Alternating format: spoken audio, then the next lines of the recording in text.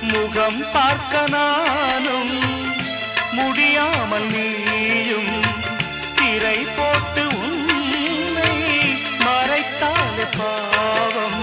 ஒரு முறையேனும் திருமுகம் காணும் வரந்தர வேண்டும், எனக்கு அது போதும்.